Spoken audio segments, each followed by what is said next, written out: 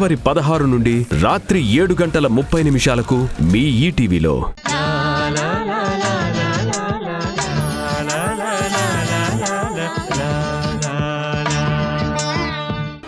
ఆ ధర్మపీఠం నాదవ్వాలి, నా తర్వాత నా పిల్లలదవ్వాలి.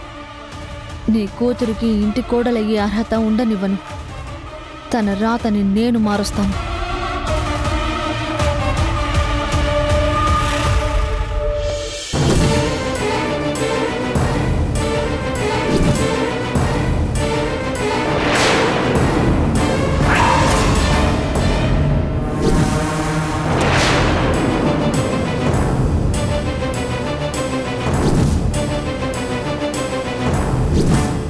పాపని ఇక్కడే పెట్టాను కదా, ఏమైంది?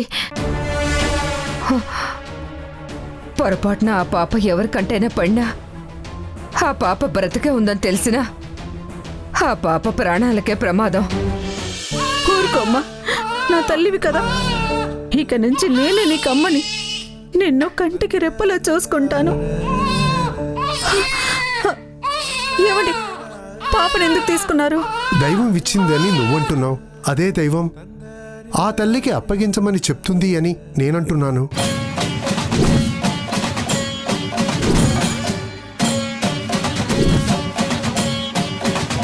అప్పగించే తీరుతాను. ఎలా అప్పగిస్తారండి? ఎలా అప్పగిస్తారు? శాంత, నా మాటను కాదంటావా? ఈ రోజు వరకు మీరు గీసిన గీతం దాటలేదు. మీ మాటకు ఎప్పుడు ఎదురు చెప్పలేదు. కానీ ఇప్పుడు అమ్మని అన్న మమకారంతో చెప్తున్నాను, ఈ పాప నాది. రామయ్య తండ్రి, ఆ బిడ్డను కాపాడాలని నేను దాచాను. ఇప్పుడు ఆ బిడ్డ కనబట్టం లేదు. ఏమైందో నువ్వే చూపించు తండ్రి. చూడు శాంత, మన మధ్య మాటలు ఉండాలి అంటే ఇప్పుడు నువ్వు నా మాట వినాలి. దొరికిన మమకారాన్ని నువ్వే వదులుకోలేనప్పుడు పేగుబంధాన్ని ఏ తెల్లైనా ఎలా వదులుకుంటుంది? సరేనండి, మీరొక్కరే ఊర్లోకి వెళ్ళండి. ఈ బిడ్డ నా దగ్గరే ఉంటుంది. ఊరు మొత్తం వెతకండి. ఏ తల్లైనా తన బిడ్డ దూరమైందని వెతుకుతుంటే అప్పుడు తీసుకెళ్లి అప్పగించేద్దాము. అలా ఎవరూ మీ కంట పడకపోతే ఆ దైవం మనకిచ్చిన వరప్రసాదమని మీరు ఒప్పుకుంటారు కదా? అది దైవ సంకల్పం. ఇది దైవ నిర్ణయం. రామయ్య తండ్రి, నువ్వు ఉన్నావని నిరూపించావయ్యా. దైవంలా కాపాడే ఆ వ్యక్తి దగ్గరికే ఆ పసిబిడ్డని చేర్చో.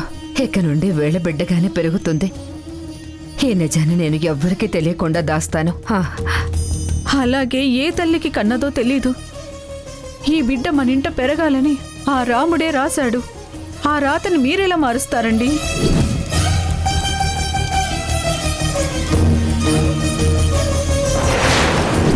దుర్గమ్మ,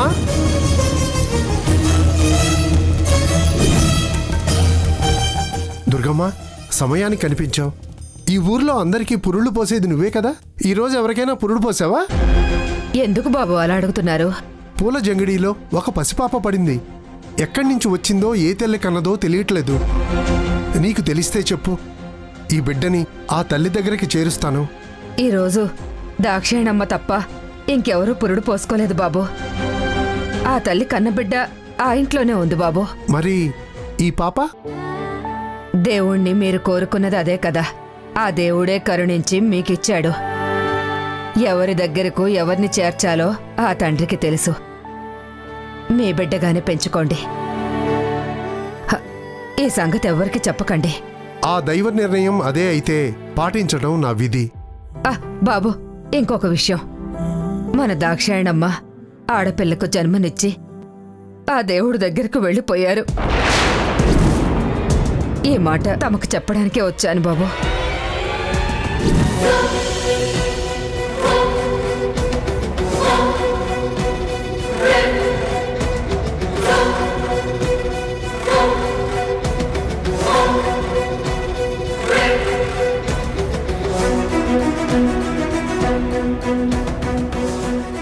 ఎంత పని చేశావమ్మా. నీ కళ్ళ ముందు నేను వెళ్ళిపోతాను అనుకున్నాను. కానీ నీ కంటి పాపని నాకు అప్పగించి శాశ్వతంగా నువ్వు వెళ్ళిపోయావు.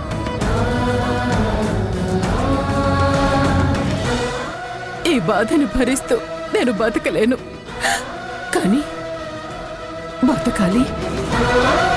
ఎందుకో తెలుసా? నీకో మాట ఇచ్చాను. నీ పేగు బంధాన్ని నా ఇంటి సంబంధంగా మార్చుకుంటాను అన్నాను. ఆ మాట నిలబెట్టుకునే వరకు ఈ ఊపిరితోనే ఉంటాను. ఈ గుండె కొట్టుకుంటూనే ఉంటుంది. గూడేడిసిన రెక్కకు తోడే పైవాడే, మిన్నే జారిన చుక్కకు నీడై ఉంటాడే. ఆట పాటల్లో నా జోడీ పైవాడే, అలసి సొలసే వేళ అమ్మై ఉంటాడే. కలలే ఏంటండి పాపనెత్తుకొని ఆ రాముల వారి వైపు అలా చూస్తున్నారు? ఆ రాముడి వరప్రదాయినిగా ఈ తల్లి మనకు దొరికింది. ఈ బుట్టబొమ్మకి ఏ పేరు పెట్టాలా అని ఆలోచిస్తున్నాను. రాముడికి సీతను మించిన ప్రాణం ఇంకొకటి లేదు. అందుకే ఈ వరప్రదాయినికి జానకి అని పేరు పెట్టుకుందాం.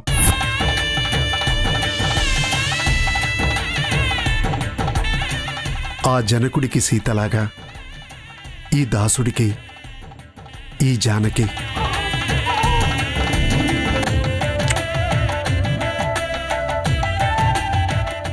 జానకి ఎంత బాగుందండి పేరు.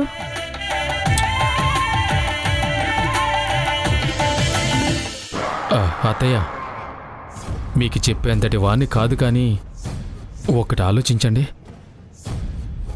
మీ కూతురికిచ్చిన మాట గురించి ఆలోచిస్తున్నారు, కానీ ఆ కూతురే మట్టిలో కలిసిపోయింది.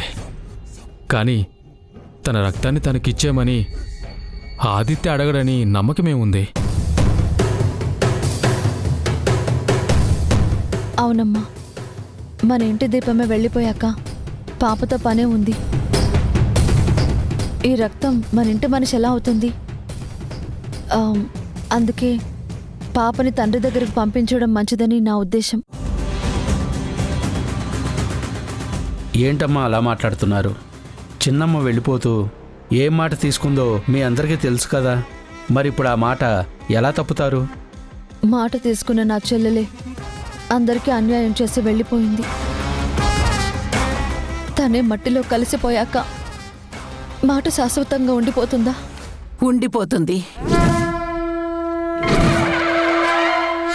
మనిషి వెళ్ళిపోవచ్చు, మాట మాత్రం శాశ్వతంగా ఉండిపోతుంది.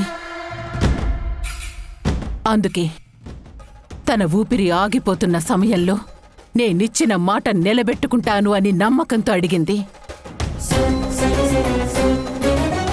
ఆ నమ్మకాన్నే నిలబెట్టుకోలేని నాడు నేను బతికి ప్రయోజనమేంటి?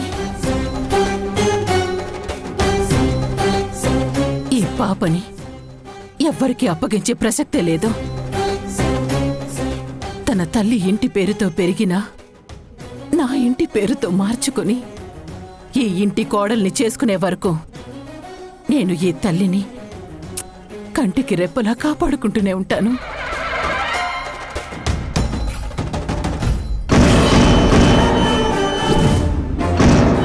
శారదాదేవి!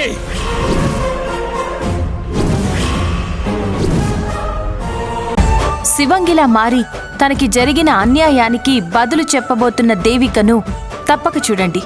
జీవన తరంగాలు ఈ నెల 16 నుండి మధ్యాహ్నం 3:30 నిమిషాలకు.